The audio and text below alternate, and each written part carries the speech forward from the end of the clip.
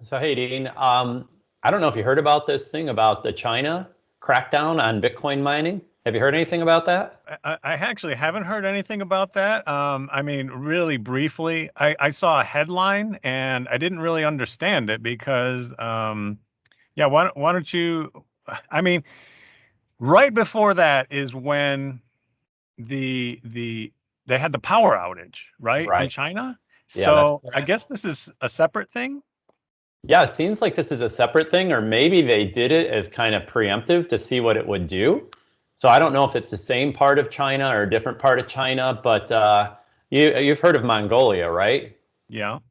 Okay, so the Inner Mongolia region, they plan to ban new cryptocurrency mining projects and actually shut down existing activity.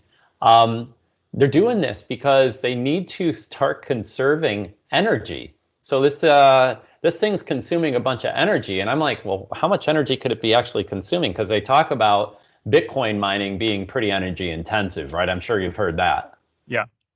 What kind of, they actually have specialized PCs, these A6 level PCs that all they do is their one function in life is to mine Bitcoin, right? And I think you have to have like a dozen of them if you actually want to be competitive in this space. So that's a lot of energy, I think, going into these computers. In fact, I found some statistics on it, and you're going to be blown away. Um, so Bitcoin actually consumes about 129 terawatt hours per year.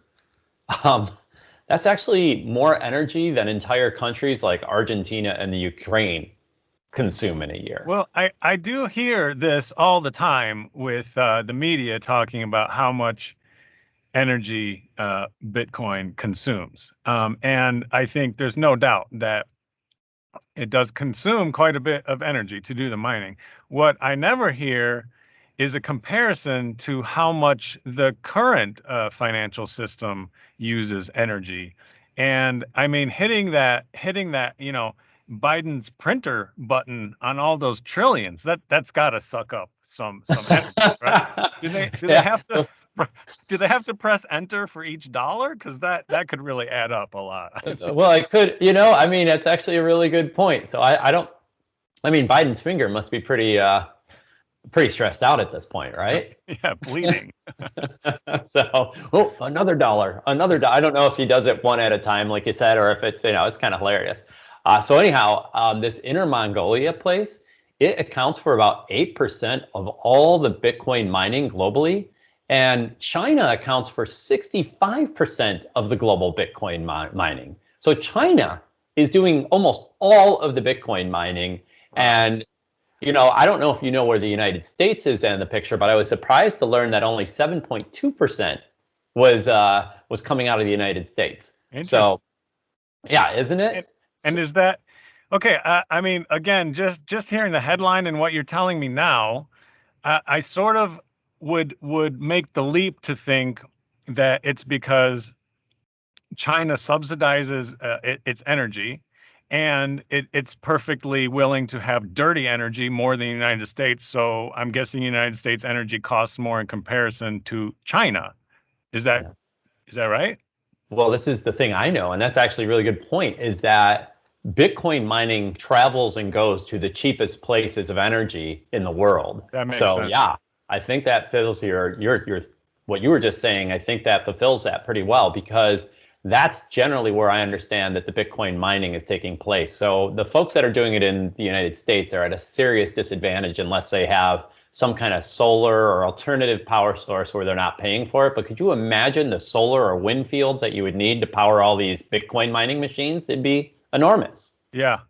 And Yeah. and I guess that's why when I saw the headline, and I didn't dig into it, but just at first glance of that headline, I was confused by it because I was like, I thought China. Well, first of all, I know that they want to, in any way they can, dominate Bitcoin. So for them to scale that back, really confused me. So what do you think that's about? I just think that they're probably having issues with energy and trying to supply all of their customers with energy when you have this massive amount of energy going Ah, to Bitcoin mining. I mean, yeah, so that yeah, that might make sense. Yeah. Yeah, so I've got some opinions about this long term and short term, and I wanted to kind of share those with you and see what your thoughts are. So, will this have an impact on the Bitcoin price? Because remember what happened before when the power shut down? It was a few weeks ago, the power shut down. I think it was Yeah. almost in the same territory, and all of a sudden the prices just dropped like a rock Yeah. on Bitcoin. So, I'm wondering if they crack down on this, will the prices fall through the floor again? Or will it have the opposite effect? Will it actually limit supply and there's going to be less supply coming out, kind of like oil, right? You know, when they shut off the oil fields in Saudi Arabia, it causes the prices to go up. So will this have the same kind of effect on Bitcoin? Wow, that's really interesting. I mean, if it was going to be a supply issue and a lower supply would cause the price to go up, why did the price go down when they shut the servers down? I actually don't have an answer for that. And I was just kind of thinking, you know, I guess it could go either way. And I hate to say that because I want to have a specific opinion on it. My brain is telling me that in this case, short term, I think the prices are going to go up. There might be a dip for a minute, but I think the longer term effect of that is going to be a price increase. Because, and here's the other thing, I think what's going to happen is the mining starts getting shut down in China. We're just going to shift the problem to other parts of the world, right? And other people are going to say, oh, I finally have the opportunity. There's open space for more miners, and people in different parts of the world are going to be able to take advantage of that. So why are they going to do that? Of course, because they're going to be able to profit from that. You know, that's what the miners in China are hopefully doing, you know, for themselves. But this is going to be a big change if China really does this. I'm actually kind of surprised China's going to do this because of the reasons we talked about earlier. So Yeah, then it just leaves. it's a little bit of a wild card with China, right? They have a lot of influence over it, and we don't exactly know what their policy is. So, yeah, it's going to be something to definitely keep our eye on. So I want to ask you one more question before we wrap up. There is a thought in my head for long term around Bitcoin and this mining component, right? I mean, we haven't really defined mining as for our audience, but we'll get into that in a moment. But in the long term, if the mining is so energy intensive, this isn't really good for the environment. And I hate to say that, but I think this is terrible for the environment. And most of the alternative coins don't have an intense mining component like Bitcoin. So this is almost kind of like long term. I could see Bitcoin really getting hurt by this as people start saying this is not a green technology. This is not a thing that we should be doing. What are your thoughts on that? Well, yeah, it's a pretty complex question, and again, what's the correlation to our current financial system? So clearly, Bitcoin does use a lot of energy, and and like you said, a lot of the other uh, crypto coins, cryptocurrencies don't have the mining component, but that's also kind of why Bitcoin is the big dog, because it's maybe, that model might not be really used again in a big way.